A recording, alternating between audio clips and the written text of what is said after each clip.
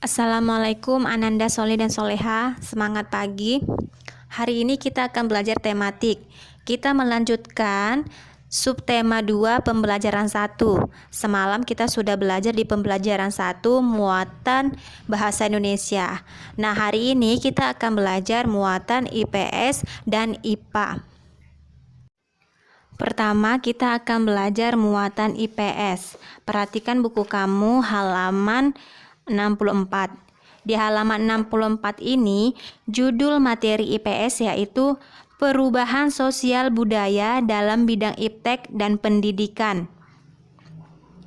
Dahulu, masyarakat memperoleh ilmu pengetahuan hanya dari sekolah dan buku. Teknologi pada saat itu masih terbatas. Lama-kelamaan teknologi pun berkembang. Hadirlah radio. Masyarakat pun memperoleh informasi dan pengetahuan dari radio. Berbagai informasi didengar dari radio atau disampaikan secara lisan. Seiring kemajuan iptek, hadir pula televisi yang dapat menyampaikan informasi berupa gambar dan suara. Melalui televisi, masyarakat memperoleh informasi lebih lengkap. Misalnya, informasi tentang kemajuan pembangunan di Indonesia.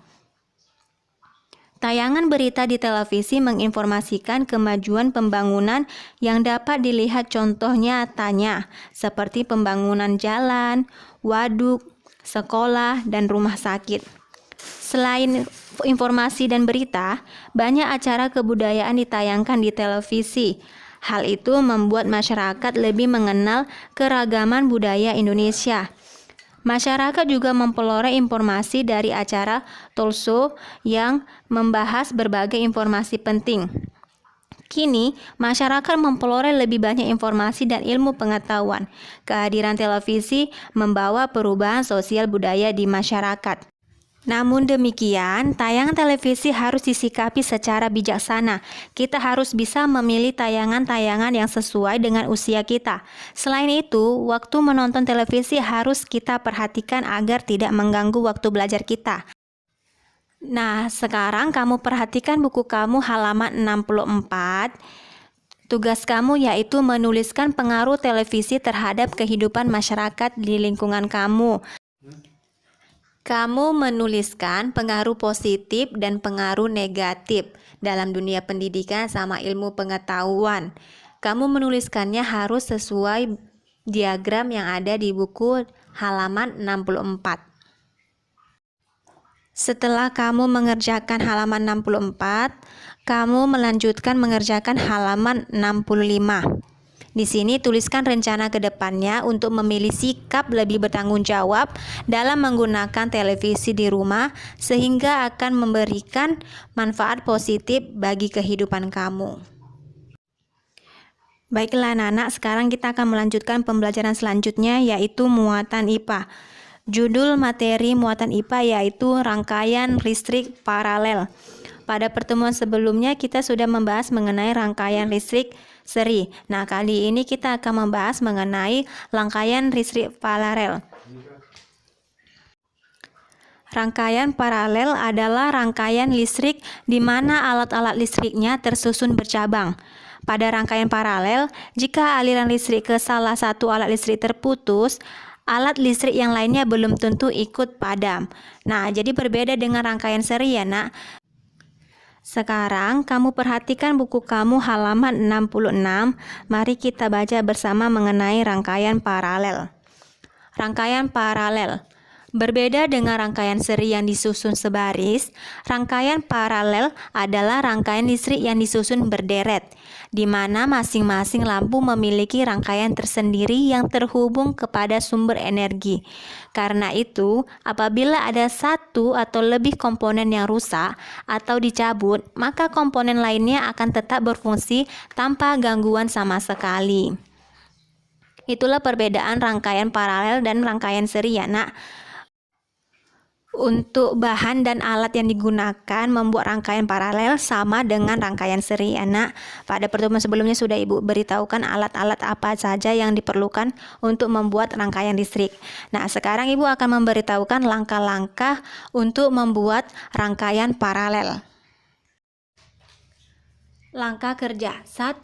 Membuat tanda pada triplek untuk menentukan titik letak masing-masing komponen. 2. Tempelkan dudukan baterai, saklar, dan fitting lampu di triplek sesuai titik yang telah ditentukan. 3. Kupas ujung kabel dengan cutter, lalu sambungkan ke terminal positif dudukan baterai. 4. Potong kabel tadi sesuai jarak dudukan baterai dan terminal saklar. Kupas ujung kabel tersebut. 5. Ambil kabel lain lalu kupas ujungnya, kemudian sambungkan kedua ujung kabel yang baru saja dikupas. 6. Hubungkan sambungan kabel tersebut ke terminal input saklar, kemudian potong kabel tadi sesuai jarak saklar dengan terminal input fitting lampu. 1. Kupas ujung kabelnya dan sambungkan ke terminal input fitting lampu. 7. Kupas ujung kabel untuk disambung ke terminal output saklar, kemudian sambungkan ke terminal input fitting lampu 2. 8. Dari terminal output fitting lampu 1, ambil kabel untuk disambungkan ke terminal output fitting lampu 2, namun jangan disambungkan dulu. 9. Ambil kabel lagi untuk menghubungkan terminal output fitting lampu 1 dengan terminal negatif baterai. Kemudian, sambungkan kedua ujung kabel menuju terminal output fitting lampu 1, lalu sambungkan ke terminal output fitting lampu 1 tersebut. 10. Tempelkan sedikit solasi ke setiap sambungan kabel. 11. Pasang lampu ke masing-masing fitting lampu dan pasang baterai ke dudukan baterai. Rangkaian listrik paralel sudah selesai. Baiklah anak-anak, itulah penjelasan materi hari ini. Jadi untuk hari ini tugasnya hanya muatan IPS halaman 64 dan halaman 65. Kita sudahi pembelajaran ini dengan mengucapkan hamdalah. Alhamdulillahirrabbilalamin. Wassalamualaikum warahmatullahi wabarakatuh.